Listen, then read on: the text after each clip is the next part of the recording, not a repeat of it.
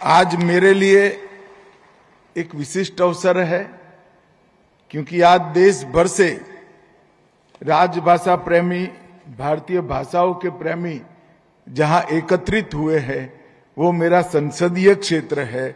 इसलिए मेरे संसदीय क्षेत्र में भी मैं आप सभी का स्वागत करता हूं। पहले ये समारोह दिल्ली के विज्ञान भवन में हुआ करता था। हमने इसके अंदर थोड़ा परिवर्तन करा और 5 साल से ये समारोह देश के अलग अलग हिस्सों में हो रहा है और इसके कारण राजभाषा और देश की सभी भाषाओं के बीच में संवादिता बढ़ाने का एक बहुत अच्छा मौका हमें मिला है। हैदराबाद में सम्मेलन होता है तब स्वाभाविक रूप से तेलुगु के सभी विद्वान आते हैं और हिंदी के विद्वज्जन और तेलुगु भाषा के जानकारों के बीच में संवाद का सेतु जब निर्मित होता है, वो आने वाले कई दिनों तक भारतीय भाषाओं को बड़ा बल देता है, मजबूती देता है। उसी तरह से आज गुजरात में राजभाषा के हिंदी के सभी प्रेमी देश भर से यहां आए हैं। मैं हृदय पूर्वक आप सभी का स्वागत करता हूं। मैं एक और मायने में भी कहना चाहूंगा, क्योंकि मैं हमेशा कहता हूं कि हिंदी भारतीय भाषाओं की स्पर्धक नहीं है, हिंदी भारतीय भाषाओं की सखी है। हिंदी और भारतीय भाषाओं के बीच में कोई अंतर्द्वंद नहीं है। इस बात का सबसे बड़ा उदाहरण अगर कोई है तो हमारा गुजरात है। आप सभी जानते हैं कि गुजरात हिंदी भाषी राज्य नहीं है, यहां के राज्य की भाषा गुजराती है। मैं भी गुजराती माध्यम में पढ़ा लिखा बड़ा हुआ, मगर गुजरात में शुरुआत से ही दयानंद सरस्वती, महात्मा गांधी, सरदार वल्लभ भाई पटेल, के.एम. मुंशी, कई प्रकार के विद्वज्जनों ने हिंदी को स्वीकारा भी, इसका प्रचार भी किया और गुजरात एक उत्कृष्ट उदाहरण बना गुजराती और हिंदी के सह अस्तित्व से दोनों भाषाओं के विकास का। हमारे यहां शिक्षा में हिंदी का भी स्थान है। बच्चे हिंदी भी सीखते हैं, बोलते हैं, पढ़ते हैं और इसके कारण देश भर में गुजरात के बच्चों की पहुंच बहुत बड़ी है।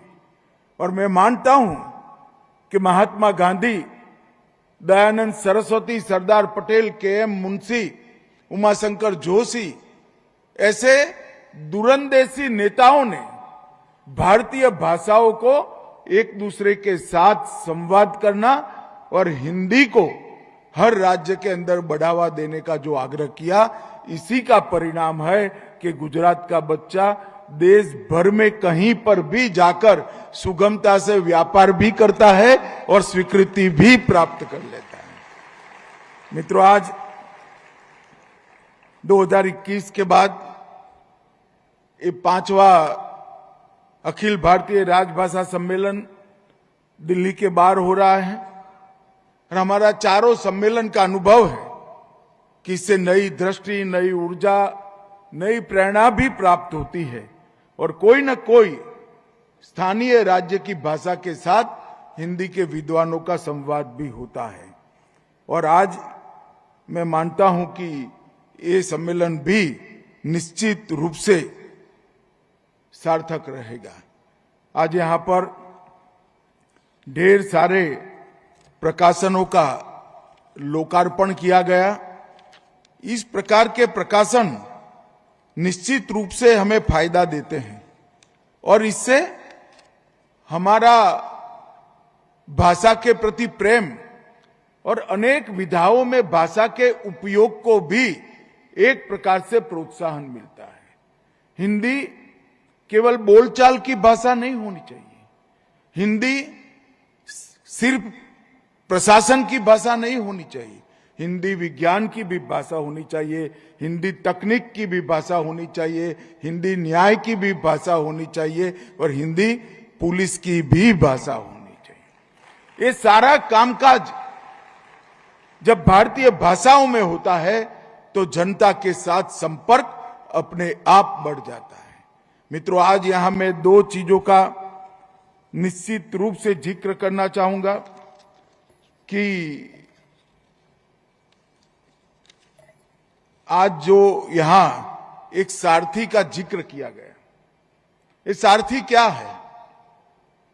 सारथी एक अनुवाद की प्रणाली है जो हिंदी से भारत की सभी मान्य भाषाओं में सरलता से अनुवाद करने की व्यवस्था है। और मैं आज इस मंच से बहुत गर्व के साथ देश भर की सभी सरकारों को और सभी मुख्यमंत्रियों को कहना चाहता हूं, आप आपकी भाषा में मुझे पत्र दीजिए, आपको आपकी ही भाषा में गृह मंत्रालय जवाब देगा। वो व्यवस्था हम कर चुके हैं।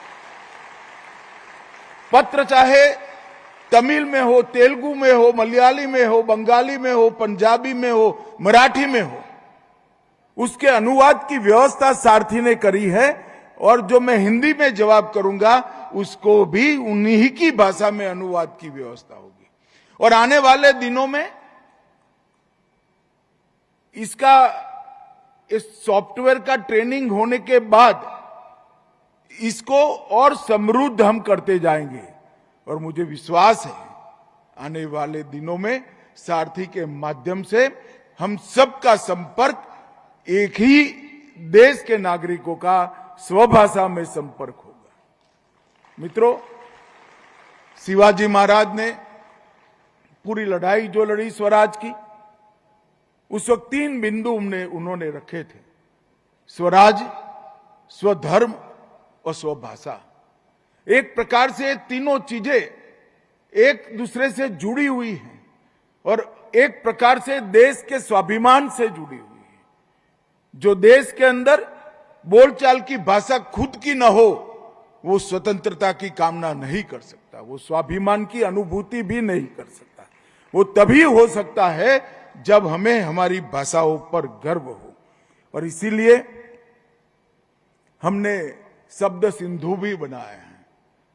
51,000 शब्दों से शुरू हुआ था, अब ये 7 लाख शब्दों को पार हो गया है। और मैं आपको विश्वास दिलाता हूं 2029 तक ये दुनिया की सभी भाषाओं में हिंदी शब्द सिंधु इस सबसे बड़ा शब्दकोश बन जाएगा। इसमें कोई शंका रखने की जरूरत नहीं। और इस शब्दकोश के माध्यम से हमने हिंदी को लचीली बनाना भी शुरू किया है। हिंदी के कई विद्वानों का आग्रह है कि वो ही संस्कृत प्रचुर हिंदी रहे, इससे कोई आपत्ति नहीं है। मगर जो खालीपन है, जो जगह है, वो हमें भारतीय भाषाओं से भरनी होगी। तभी हिंदी सभी भारतीय भाषाओं को अपनी लगेगी, सब भारत के सभी लोगों को अपनी लगी। और हिंदी को बोलचाल की भाषा तभी बना सकते हैं जब हिंदी लचीली बने। अगर रेलवे स्टेशन को मैं अग्नि रथ विराम स्थान कहता हूं तो किसी की समझ में नहीं आएगा। कोई बात नहीं भाई, हिंदी का दिल बड़ा है, हमारा दिल भी बड़ा है, भारतीयों का दिल बड़ा है। शब्द सिंधु में रेलवे स्टेशन शब्द को हम स्वीकार कर ले और आगे बढ़ जाए। इस प्रकार के कई परिवर्तन समय के साथ करने पड़ते। समय के साथ जो बदलते नहीं है वो इतिहास बन जाते हैं। और मैं मानता हूं हमारी भाषा इतिहास नहीं बनेगी, हमारी भाषा इतिहास है ही, वर्तमान भी है और भविष्य भी हमारी भाषाओं का। और इसलिए शब्द सिंधु का ये जो प्रयोग है हमारा, इस शब्द सिंधु का प्रयोग हिंदी को बहु उपयोगी बनाने वाला है, हिंदी को लचीली बनाने वाला है और हिंदी को लोकभोग्य बनाने वाला है। तो ये 2 चीजों पर मैं विशेष बल देना चाहता हूं कि सारथी और हिंदी शब्द सिंधु, ये दोनों को सभी देश के सभी भाषा के विद्वान जरा ध्यान से देखें और इसको इसी तरह से देश की सभी भाषाओं के शब्दकोशों को समृद्ध करने का काम होना चाहिए। देश में बहुत कम लोगों को मालूम होगा कि महात्मा गांधी गुजरात राज्य साहित्य परिषद के अध्यक्ष रहे और उन्होंने गुजराती शब्दकोश की रचना में भी बड़ा योगदान दिया था, क्योंकि वो जानते थे जब तक अपनी भाषा मजबूत नहीं होती कोई समाज उठकर उन्नत मस्तक के साथ विश्व के सामने खड़ा नहीं रह सकता। मैं विश्व के कई ऐसे लोगों के मिला हूं जो अंग्रेजी में बात करते हैं हमसे, और जब उनको पूछते हैं कि ठीक है आप अंग्रेजी में बात कर रहे हो मगर आपकी मूल भाषा कौन सी है, तो बहुत कम लोग जवाब दे सकते हैं। और उस वक्त उनकी आंख में मैं एक विषाद की झलक देखता हूं। और मैं चाहता हूं कि भारतीय हमेशा अपनी भाषाओं को बनाए रखें और अपनी भाषाओं को चिरंजीव बनाएं। आज यहां पर एक बहुत अच्छा AI संचालित चश्मा दृष्टिबाधित भाइयों बहनों को दिया गया। मोदी जी ने दिव्यांगजनों के लिए बहुत किया है और मैं मानता हूं दिव्यांग नाम देना ही अपने आप में हर दिव्यांग का सम्मान है। ईश्वर में हम जितनी ही ताकत हमारे दिव्यांग भाइयों बहनों को दी है और वो ताकत को पूरा दोहन करने के लिए उनको विज्ञान और तकनीक का सहारा देना चाहिए। ये AI संचालित चश्मा उनको बहुत मददरूप होगा। और आज मैंने राजभाषा सम्मेलन में इसकी अनुमति इसलिए दी है क्योंकि ये चश्मे की विशेषता है कि वो चश्मा पूर्ण दृष्टिबाधित होने के बावजूद किसी भी कागज के सामने आएगा, दृष्टिबाधित भाई उसको पढ़ सकेंगे और उनके कान में अपनी मातृभाषा में इसका पठन होगा। ये बहुत बड़ी बात होगी, बहुत बड़ी बात है। आज बहुत सारी क्षितिज हमारे देश भर के दृष्टिबाधित दिव्यांग भाइयों बहनों के लिए खुलने वाली है।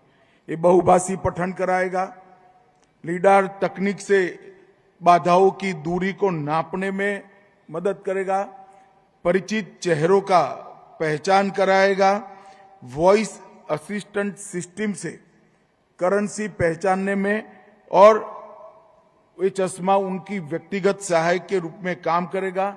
इससे मुद्रा भी पहचान पाएंगे और एक प्रकार से इनबिल्ट ओपन ईयर स्पीकर्स की सिस्टम से इसको बनाया गया है।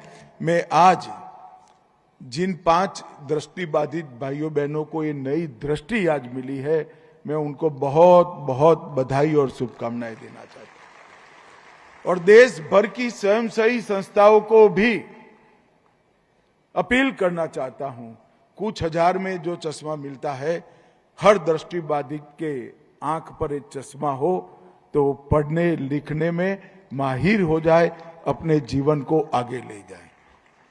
भाइयों बहनों, हिंदी दिवस समारोह आज के दिन ही हिंदी को राजभाषा के रूप में हमारी संविधान सभा ने चुना था। 14 सितंबर 1949 को संविधान सभा द्वारा हिंदी को संघ की राजभाषा के रूप में स्वीकार किया। 7 दशक से अधिक हम यात्रा काट चुके हैं और हमारे अस्तित्व को और पुख्ता और मजबूत हमने बनाया है। मगर मैं निश्चित रूप से कहता हूं कि मोदी जी ने जिस प्रकार से भारतीय भाषाओं को बल दिया है, भारतीय भाषाओं का उज्जवल भविष्य, भारतीय भाषाओं का भविष्य और हमारी राजभाषा हिंदी का भविष्य बहुत उज्जवल है, इसमें किसी ने शंका रखने की जरूरत नहीं है। और आज इस मंच से मैं देश भर के अभिभावकों को भी कहना चाहता हूं कि एक काम देश के भविष्य के लिए जरूर करिए। आपके बच्चों के साथ आप मातृभाषा में बात करिए, आपके बच्चों को मातृभाषा बोलते हुए सिखाइए, पढ़ते हुए सिखाइए। और ये देश को तो मजबूती देगा ही, आपके बच्चे के भविष्य के लिए भी ये बहुत जरूरी है, क्योंकि ढेर सारे शिक्षाविद, ढेर सारे मनोवैज्ञानिकों ने ये सिद्ध कर दिया है कि बच्चा अपनी मातृभाषा में सोचता है। अगर उसकी सोचने की प्रक्रिया मातृभाषा में है तो उसकी सोचने की प्रक्रिया में ही, सोचने की भाषा में ही उसका मन विश्लेषण करेगा, इसके तर्क अपनी ही भाषा में गढ़े जाएंगे, उसका अनुमान अपनी ही भाषा में पुख्त होगा और उसके निर्णय लेने की क्षमता भी अपनी भाषा में ही पुख्त होगी। जैसे ही बच्चे पर आप मातृभाषा के अलावे अन्य भाषा थोप देते हो, इसकी 25 से 30% कैपेसिटी इसके मन की उसका अनुवाद करने में चली जाएगी। मेरा सभी अभिभावकों से करबद्ध निवेदन है कि अब समय आ गया है कि आपका बच्चा अपनी मातृभाषा को सीखे। और अगर बच्चा मातृभाषा सीख लेता है, अगर बच्चा मातृभाषा सीख लेता है तो अपने मातृभाषा में पड़े हुए ज्ञान के अगाध भंडार के अंदर गोता लगाने के लिए आप उसको अपने आप एक गोताखोर बना रहे हो। हमारी कहानियां, हमारे गीत, हमारे धर्म ग्रंथ, हमारा तत्व ज्ञान, हमारे उच्च जीवन मूल्यों को गढ़ने वाली कहानियां, ये सब हमारी मातृभाषा में पड़ा है।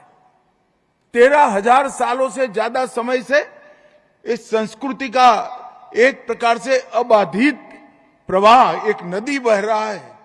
आपके बच्चे को वो नदी से महरूम मत करिए। आप कम से कम बच्चा जिस भाषा में पढ़े लिखे चिंता छोड़ दीजिए, उसको घर में इसके साथ बात अपनी मातृभाषा में करिए। गुजराती है तो गुजराती में ही बच्चे से बात करिए, मराठी है तो मराठी में ही करिए, मलयाली है तो मलयाली में ही करिए। उसको गुजराती, मराठी, मलयाली, तमिल, बंगाली पढ़ना लिखना सिखाइए और अपने साहित्य के साथ जोड़ने का आप प्रयास कर दीजिए। विश्व का कोई भी अभ्यासक्रम उसको जो नहीं पढ़ा पाएगा, वो हमारी भाषा में पढ़ा हुआ साहित्य वो बच्चे को पढ़ा देगा, एक अच्छा इंसान बनाएगा, इस देशभक्त नागरिक बनाएगा। और ये प्रक्रिया सरकार नहीं कर सकती, ये प्रक्रिया माता पिता ने ही करनी चाहिए। और मोदी जी हमेशा अनुसंधान पर बड़ा बल देते हैं कि भारत के अंदर रिसर्च एंड डेवलपमेंट, मतलब अनुसंधान की प्रक्रिया तेजी से चलनी चाहिए।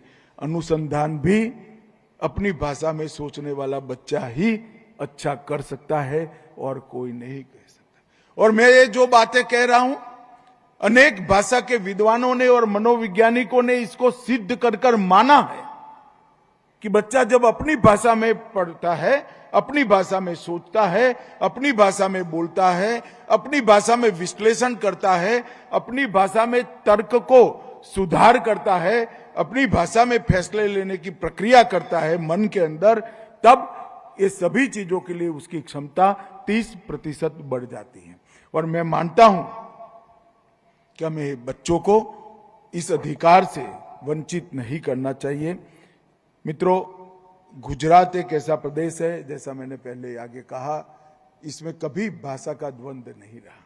यहाँ गुजराती, सिंधी, कच्ची, मारवाड़ी, राजस्थानी, अंग्रेजी, संस्कृत, सभी भाषाओं का सम्मान हुआ, सभी भाषा सभी सीखे भी, और कोई अंतर्द्वंद के बगैर गुजरात आगे बढ़ा।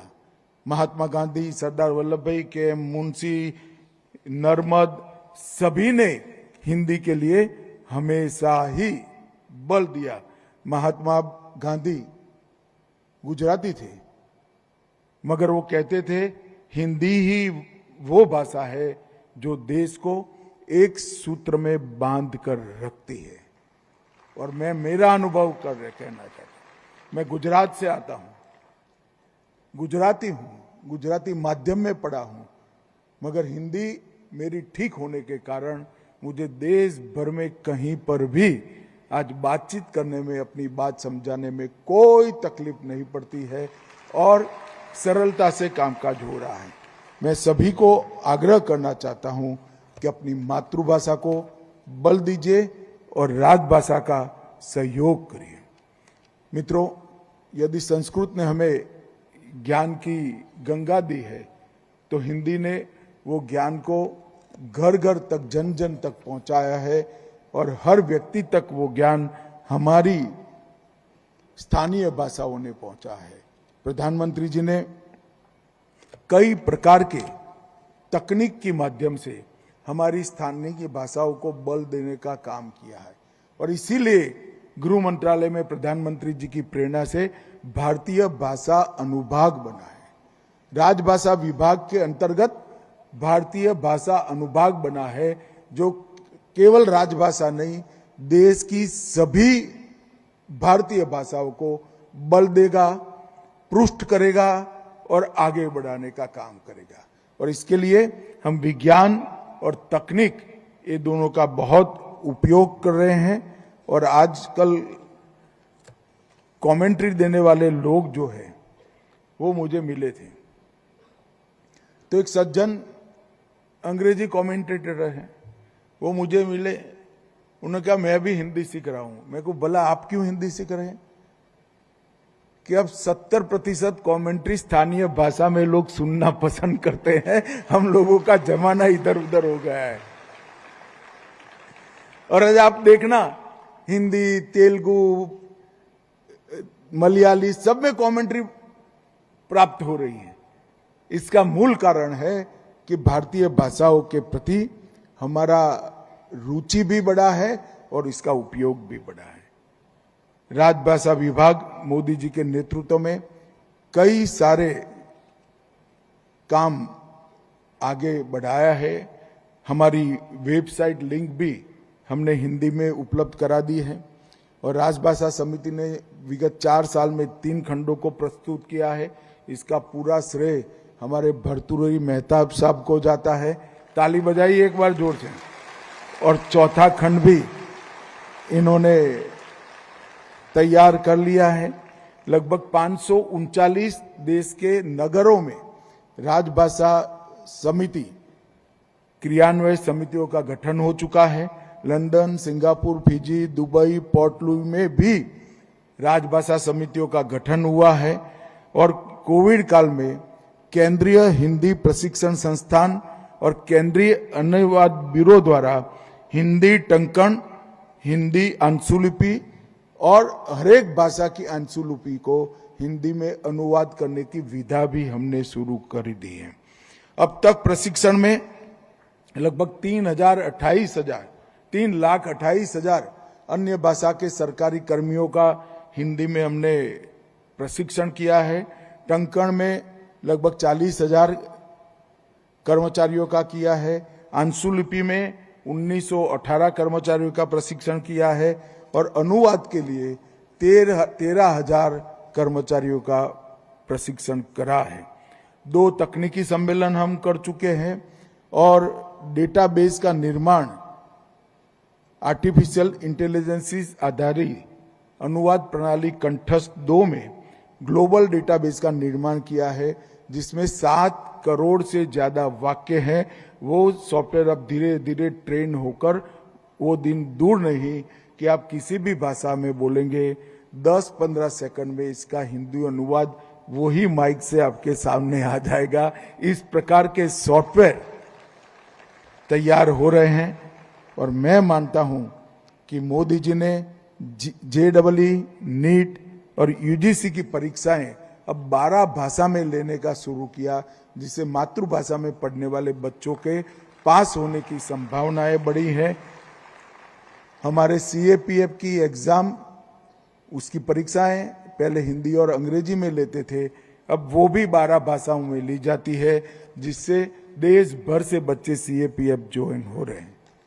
हमने भविष्य का रोड मैप भी बनाया है। मैं आप सभी को इतना ही आश्वस्त करना चाहता हूं कि एक जमाना था, 70 के दशक में कहते थे हिंदी अब भूतकाल बनने जा रही है। मैं आज आपको कहता हूं हमारी राजभाषा और भारत की सभी भाषा भविष्य की भाषाएं हैं, विज्ञान की भाषाएं हैं, तकनीक की भाषाएं हैं और न्याय की भी भाषाएं बनेगी। अंत में इस सम्मेलन के पूरे सम्मेलन की सफलता के लिए मैं आप सभी को बहुत बहुत शुभकामनाएं देना चाहता हूं। आशा करता हूं कि 2 दिन का सम्मेलन गुजराती और हिंदी के बीच में अच्छा संवाद स्थापित करेगा, हमारी स्थानीय भाषाओं को भी बढ़ावा देगा और राजभाषा को भी मजबूत करेगा। सभी हिंदी प्रेमियों को मेरा बहुत बहुत नमस्कार और प्रणाम। लेटेस्ट अपडेट्स और ताजा तरीन खबरों के लिए TV1 इंडिया लाइव को सब्सक्राइब कीजिए और नोटिफिकेशन पाने के लिए बेल आइकॉन को दबाना मत भूलिए।